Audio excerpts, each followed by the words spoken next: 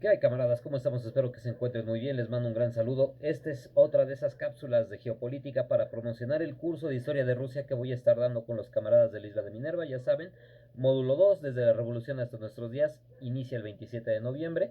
Dejo el enlace en la descripción, compartan el flyer, el contenido, etcétera. Ya saben que eso pues ayuda bastante, ¿no? Y bueno, como podrán ver por el título, pues es un tema polémico. Yo soy el primero en reconocer que ha sido abordado con muchísima frivolidad, pero dados algunos fenómenos que he estado observando, algunas plumas especializadas que he estado leyendo y escuchando, me parece que debemos de abordarlo con mucha mayor seriedad. Y bueno, pues hablamos nada más y nada menos que de la Tercera Guerra Mundial. Estamos en la antesala de una, estamos de facto en una. ¿Qué es una guerra mundial? ¿Cómo tiene que escalar vertical o horizontalmente el conflicto para que podamos hablar de ella? ¿Qué fuerzas tienen que movilizarse para que esto estalle? Bueno, si les interesa este tema, los invito a quedarse, los invito a acompañarme y vamos a comenzar, camaradas. Y bueno, primero que nada, ¿qué es una guerra mundial? Desde mi perspectiva, una guerra mundial es un conflicto que, más que en términos geográficos, alcanza a afectar a una gran mayoría de la población del globo, es decir, los intereses en disputa son globales, son intereses que alcanzan, insisto, a una enorme proporción de la población del planeta. Sí, esto deriva casi siempre en que la extensión geográfica del conflicto también alcanza casi siempre todo el globo o una gran porción de él. No obstante, esta situación es secundaria. Lo primordial es que los intereses en disputa afecten a una proporción muy importante de la población mundial, con independencia del lugar geográfico en el cual se sitúen las hostilidades, ¿no? Porque más adelante vamos a ver que las hostilidades no necesariamente se libran en el campo de batalla, pero de eso hablaremos en su momento. Y en segundo lugar, una guerra mundial también implica un esfuerzo de guerra total por parte de uno o varios agentes involucrados. ¿Y de qué hablo cuando hablo de guerra total? Hablo de que el Estado o la facción política involucrada echa a andar toda su maquinaria económica, política, todas las fuerzas sociales, es decir, acomete este esfuerzo de guerra con todas las fuerzas de las que es capaz de hacer acopio, ¿no? En este sentido, pues tenemos dos requisitos, ¿no? El alcance global en términos de población, en términos de los intereses en disputa, y eh, la condición de guerra total que los agentes deben de alcanzar. Con esto en mente, tenemos a pensar que hemos atravesado por dos guerras mundiales, ¿no? La primera y la segunda. Bien, en realidad no es descabellado decir que la Segunda Guerra Mundial no es sino una continuación de la primera, por muchos motivos, no me voy a meter en ello, pero bueno, no sería descabellado decir que podríamos haber tenido solo una, pero tampoco podríamos despreciar a conflictos como la Guerra de los 7 Años, que en mi opinión es en toda regla la Primera Guerra Mundial. Podría haber otros conflictos como las guerras de los diádocos, que también alcanzan una gran proporción de la población mundial, o al menos del mundo conocido en ese entonces. Podríamos hablar también de las guerras napoleónicas, ¿por qué no? El conflicto hispano-inglés del siglo XVIII y XIX, que también pues tuvo alcances globales y que se libró en muchísimos escenarios.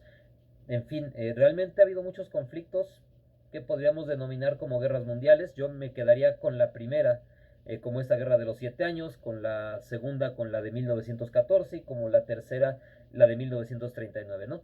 Bueno, teniendo en cuenta esta definición, o partiendo de esta definición, podríamos decir si estamos en la antesala o estamos en una tercera guerra mundial de facto. Bueno, como yo lo veo, sí estamos en un escenario geopolítico en el que dos facciones están disputándose intereses de alcance global.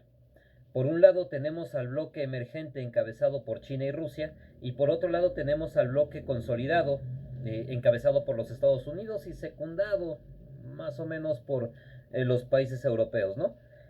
¿Por qué hablo de intereses de carácter global? Bueno, este bloque emergente está buscando cuestionar situaciones como el hecho de que el dólar sea la moneda universal de cambio, está buscando cuestionar la unipolaridad del mundo en torno a la política estadounidense, está buscando cuestionar y subvertir, de hecho, esta degradación de las fuerzas del Estado en favor de intereses supranacionales y de organismos de gobernanza supranacional como es la Unión Europea, el Banco Mundial, el Fondo Monetario, está buscando también cuestionar la universalidad de la moral estadounidense y del American Way of Life.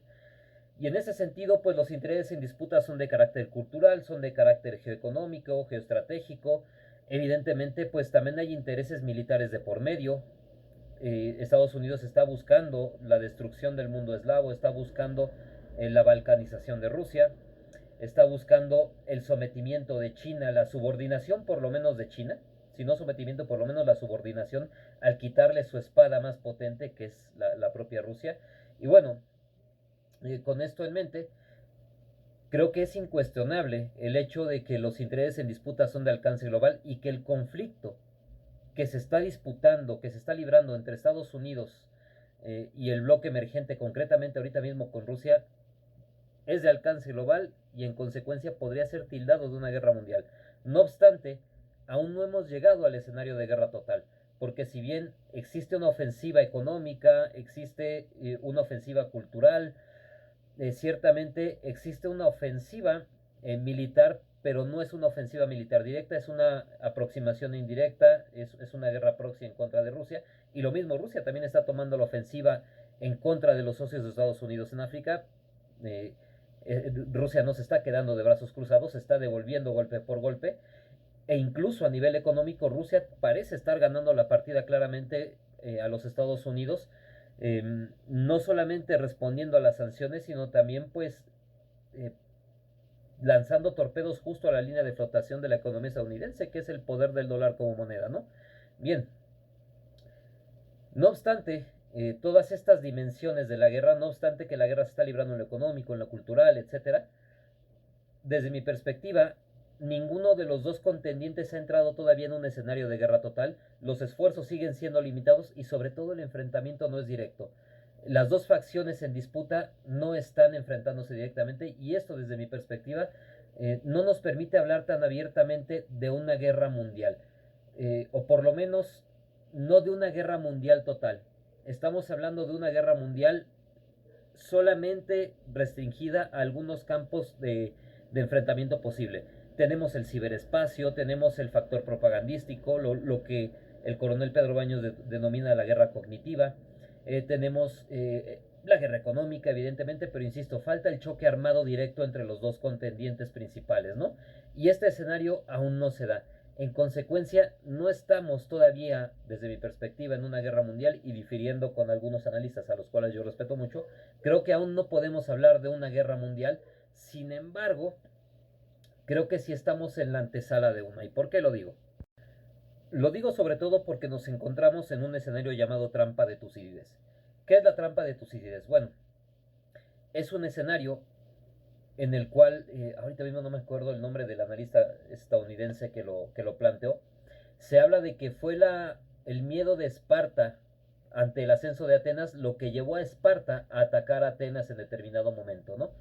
Bien, este escenario de trampa de Tucídides plantea que cuando una potencia consolidada ve amenazada su condición de hegemonía, su condición de dominio o de preeminencia, tiende a atacar temiendo que mientras más tiempo pase, la potencia emergente va a cerrar la brecha de desventaja o peor aún, podría ampliar la ventaja que ya ha adquirido fácticamente. En este sentido, este escenario de trampa de Tucídides se ha dado a lo largo de toda la historia y desde que ha sido estudiado se tienen contabilizados unos 24, 26 conflictos, ahorita mismo no me acuerdo cuántos son, de los cuales más del 80% ha terminado en un enfrentamiento directo entre la potencia emergente y la potencia consolidada, ¿no? Algunos se saldan en favor de la potencia emergente, otros en favor de la potencia consolidada, algunos terminan con una negociación y una transición relativamente cordial, como fue la transición del dominio británico al dominio estadounidense tras la Segunda Guerra Mundial. Y bueno, ¿qué escenario de trampa de Tucídides tenemos? Tenemos un escenario en el que los Estados Unidos están en franca decadencia cultural, en franca decadencia económica, tienen una economía que no es capaz de crecer sin recurrir a ingentes cantidades de deuda y tienen como enemigos a dos superpotencias, una militar y menormente económica y otra superpotencia eminentemente económica, ¿no? Por un lado, pues tienen a Rusia con el arsenal nuclear más grande del mundo, con una tecnología militar que hoy podríamos decir que en muchos aspectos estratégicos es más avanzada que la estadounidense, y además una Rusia que es enormemente rica en materias primas y es enormemente rica también en energéticos, situación crucial para emprender cualquier tipo de proyecto económico, porque por mucho green power que tengas, los dólares no te los puedes comer, necesitas productos, bienes y servicios tangibles para poder emprender cualquier proyecto económico, y Rusia tiene la primera parte del eslabón, ¿no? Que es el sector primario. Y por otra parte tienes la segunda parte del eslabón, que es el eslabón de industrial, el eslabón de todas las actividades de transformación del sector primario, ¿no? Que es China, que es la fábrica de prácticamente todo en el mundo. Bien, tienes a una China en ascenso, a una Rusia en ascenso, una Rusia que ya es la cuarta economía del mundo por paridad de poder adquisitivo, que está creciendo a ritmos importantísimos a pesar de las sanciones, a pesar de la guerra. Y bueno, frente a esto tienes a unos Estados Unidos que han logrado crecer únicamente a costa de absorber la energía vital de sus socios europeos, ¿no? Bien, eh, es claro que nos encontramos en un escenario de trampa de Tucídides y que los Estados Unidos están buscando el enfrentamiento directo con Rusia. No obstante, a pesar de que los Estados Unidos busquen el escenario, no son capaces por sí solos de activar los mecanismos que lleven a Rusia a una guerra con los Estados Unidos, y de hecho tampoco son capaces por sí solos de activar los mecanismos que les permitan meterse a este conflicto. ¿Por qué? Sobre todo porque, como ya lo hemos platicado, los Estados Unidos no son un estado que se gobierne a través de autoridades civiles. Las autoridades civiles no son sino